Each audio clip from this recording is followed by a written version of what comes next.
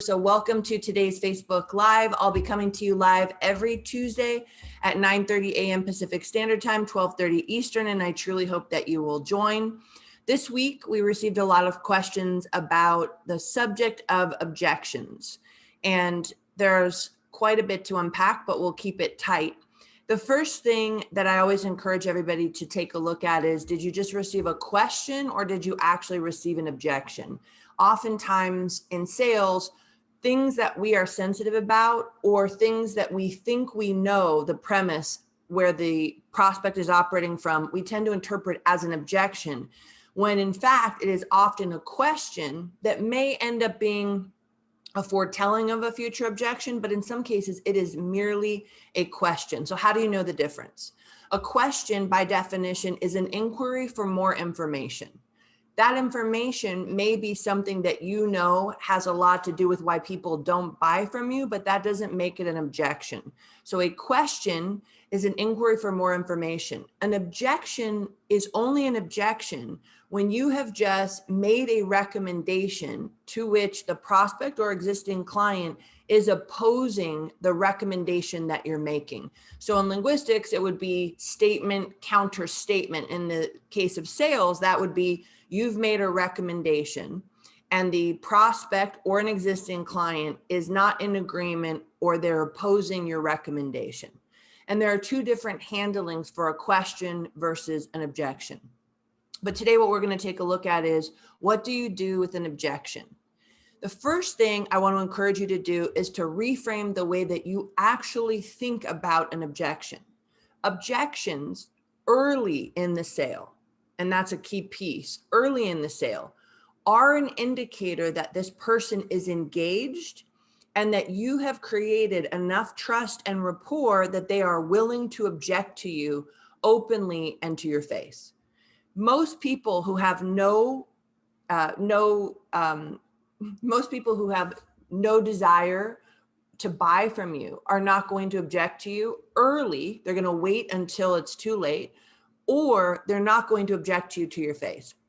So one of the first things I encourage all of our clients to do is to relate to an objection like a compliment, and not just as a Pollyannish way to reframe how you previously looked at it, but because in actuality, think about when you're on the buying side.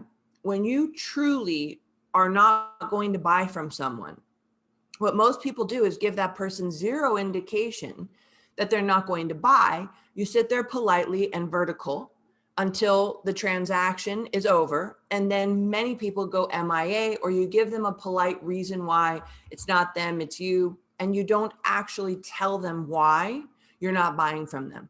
So the first thing to do is to change the way you relate to receiving an objection, and to actually begin to create questions early on in the relationship that would allow you to uncover objections. Now that may sound odd, particularly if you don't feel well versed in handling objections. Why would you go create them? I don't recommend that you create them if you don't understand how to overcome them. But as you begin to master objections, I would encourage you to be unearthing objections early in the transaction, so that you know how this person is going to object to you in the future, and you can utilize more time on the clock to overcome that objection with other aspects of your value, your service, etc. So in terms of the actual linguistics related to an objection, the first thing that you want to do, step one in any objection, and right now I'm going to use an objection from the classic financial advisor world, because that's where a lot of my experience comes from. So let's just say that an individual was objecting to your fees, or in a more generic market, we could say price, right? We'll take the fees objection.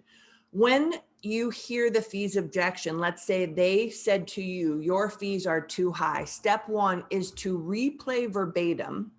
And I do say verbatim. Verbatim is not a summation, kind of sort of in the ballpark. Verbatim is verbatim. So if someone said to you, your fees are too high, you would replay back, only changing the pronoun, and you would say, my fees are too high. That would be a replay.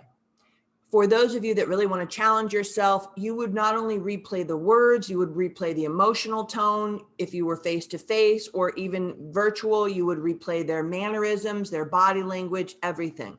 That first step is designed to have you put them at ease so that they know that you're listening. And it also allows you to settle down, and it buys you some time on the clock to think, which many of you need, and to, if you're feeling already defensive, allow your parasympathetic system to calm down. After you've said that, if you do replay it with their tone, with their emotional tone, with the inflection, with the volume, with the speed, if you do that, you will immediately be differentiating yourself from everyone else. In most cases, they have been, they have objected to, right? Because typically, think about it from your own perspective. When you object to another person, what you're expecting them to do is to get defensive, right?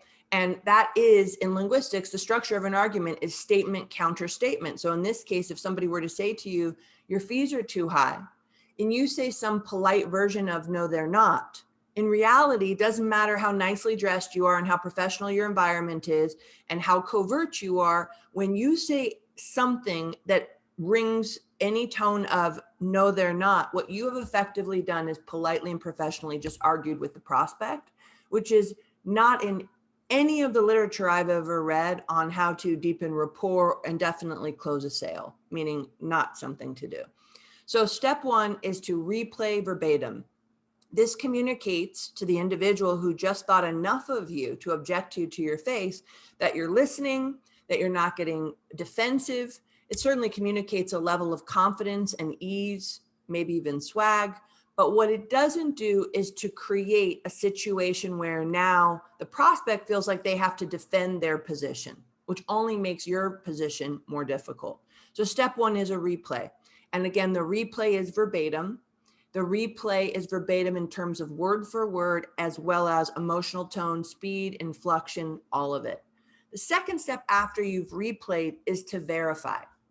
And a verification is often done by the prospect when your replay was well executed and if they're a decent communicator. But in some cases, even under the best circumstances, they're still taking it in. So if they don't actually shake their head or say, yes, that's what I said, or that's what I meant, then what you're going to do is you're going to engage in step two, which is for you to say something along the lines of, am I hearing you correctly? Did I understand you? Something that isn't questioning of them, but ensures that you heard what they said and that they said what they meant. So this step is as much to verify, did you hear them, as it is for them to clarify, did they say what they meant? Sometimes all of us have had a moment to reflect when another person shares back what they understood or heard, and we realize, wow, that's not what I meant, right? So this is as much for them as it is for you. It is also a manners point, right? Meaning you're not assuming that you got it right the first time, and you're communicating to them that they're important enough for you to humble yourself and check in and say, hey, am I understanding you correctly? So step one is to replay. Step two is to verify. Step three is where we ask you to probe for specificity. Probing for specificity means you are now going to ask questions to uncover, this is a very important point, the premise of their objection. This is where 99.9% of professionals in consultative selling situations fall down, particularly those of us who think of ourselves as oh so smart. When individuals object to us, we immediately assume that we know where they're coming from. Even if you're right, allowing them to clarify their premise is key.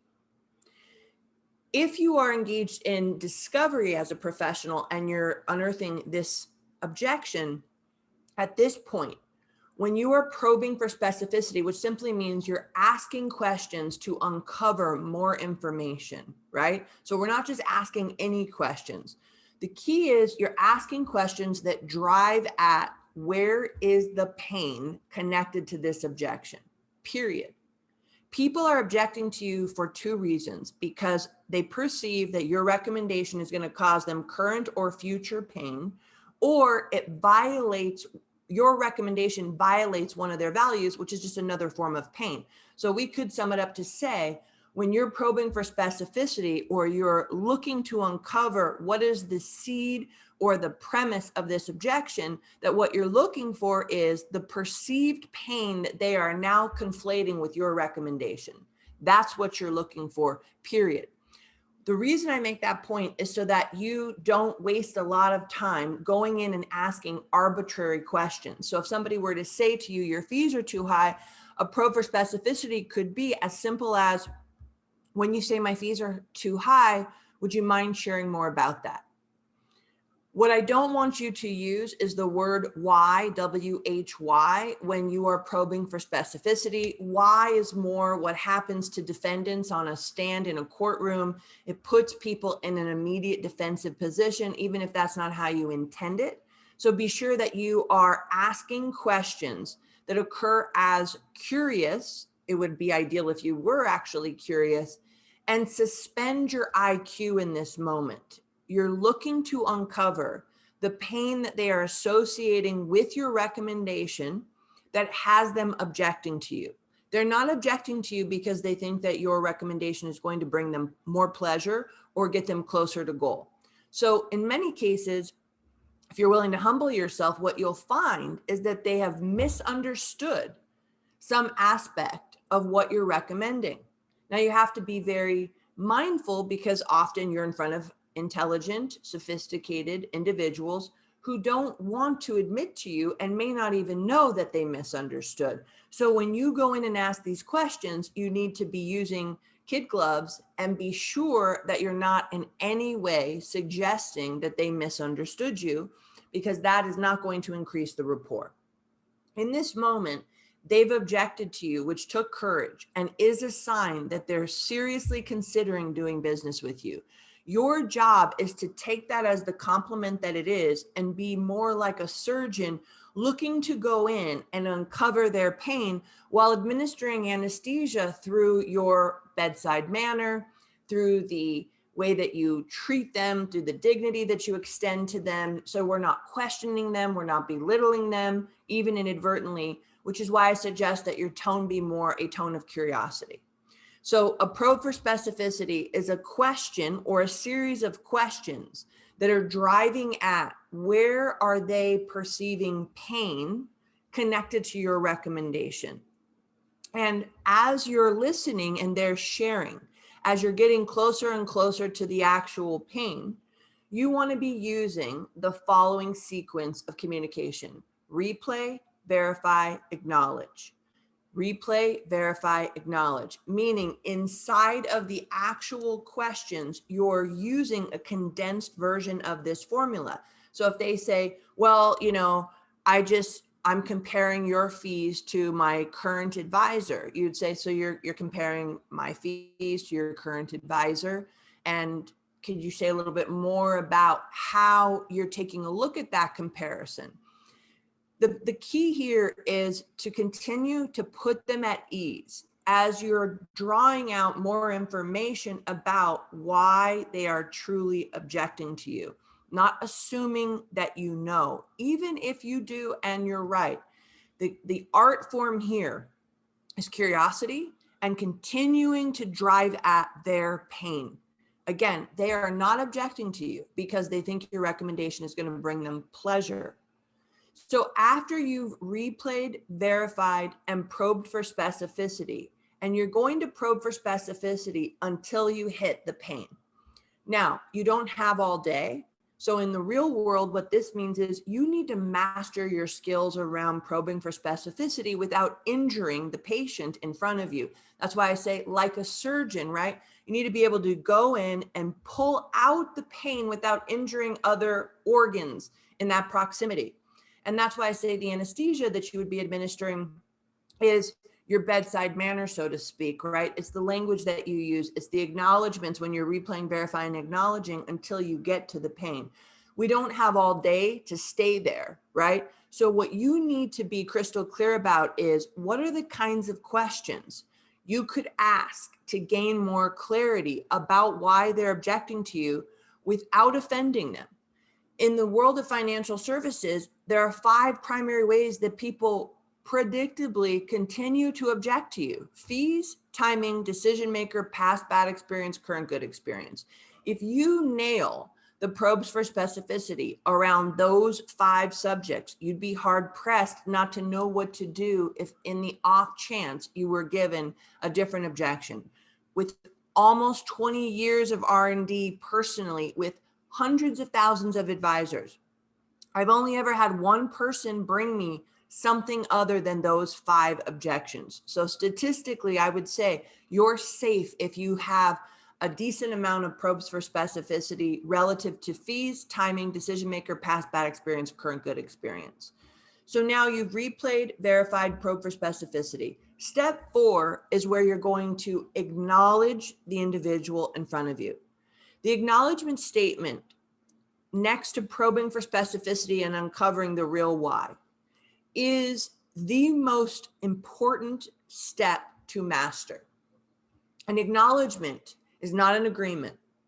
An acknowledgement is not a compliment. An acknowledgement is not an evaluation. An acknowledgement is going to communicate to this person seated before you that you understand what they just shared, and given what they've been through, or given their experiences, or given their education, given something significant, unique to them, it makes sense to you why you would have that concern. That is very different than complimenting someone. You know, you're very intelligent to ask that question. That's not an acknowledgement. That's an attempt, a poor attempt at a compliment. An evaluation.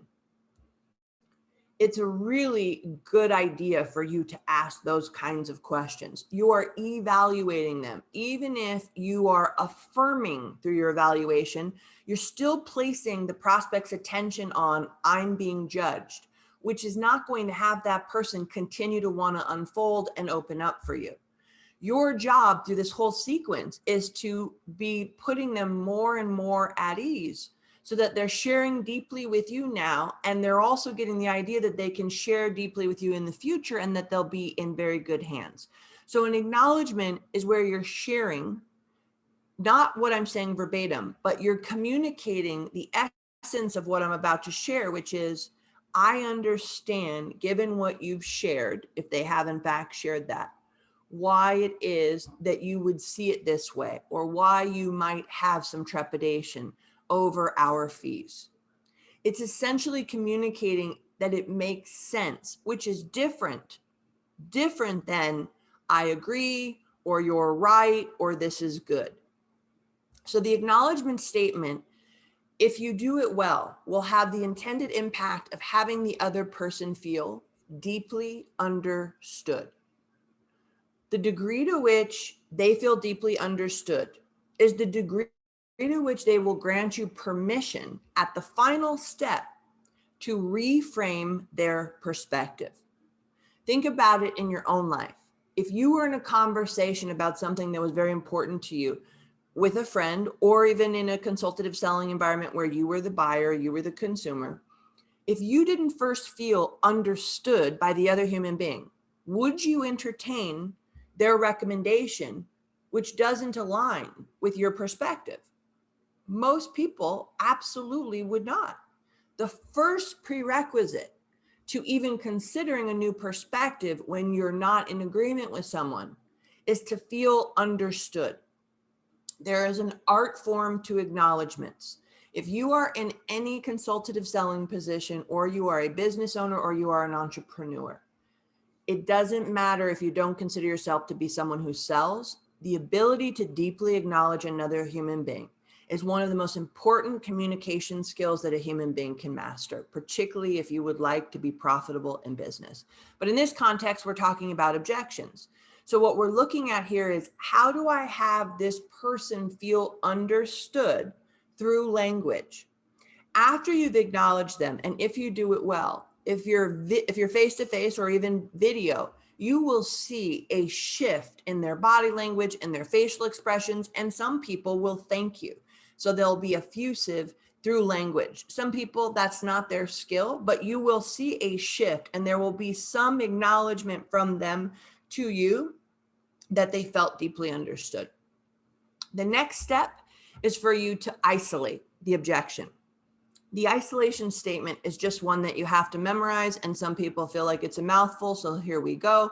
The isolation statement is, if I could address the issue of, in this example, we're saying fees. If I could address the issue of my fees, and I'm not suggesting that I can or that I have, but if I could, is there anything else that would preclude us from moving forward? So I didn't say, is there anything else that would preclude you from buying? Because that's too steep of a gradient. Right now, what we're doing is we're gaining their agreement to accept your perspective, which is the final step on their original objection. So we're not saying, will you consider buying from me? Is there anything else that would have you not buy? Because they didn't even say they're going to buy. Right now, they're in a conversation called we disagree. So that's why the isolation statement is specific to the objection. The reason this is such an important step is because what you're going to do next is reframe, presumably, the objection that they gave you. Now, if you are in a consultative selling situation where the deal has many deal points, they may have just shared with you their first objection and there may be others. And this is the reason why we use the isolation statement, because what we need to do is sort out, are there other landmines out there that you don't know about that you need to uncover before you reframe, which is the final step, their objection. So this isolation statement allows you to see how much arsenal, right? How much horsepower you need your reframe to bring. Is it just about fees, or is there something else about timing? And is there also something else about their current advisor?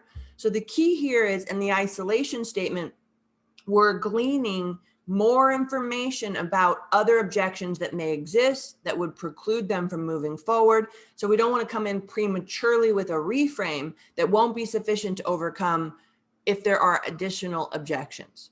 Assuming this is the only objection, then what you would want to do is bring a reframe that is specific to fees that would allow them to understand a different perspective that ideally aligns with their values, extinguishes their pain, and is in alignment with what they're buying.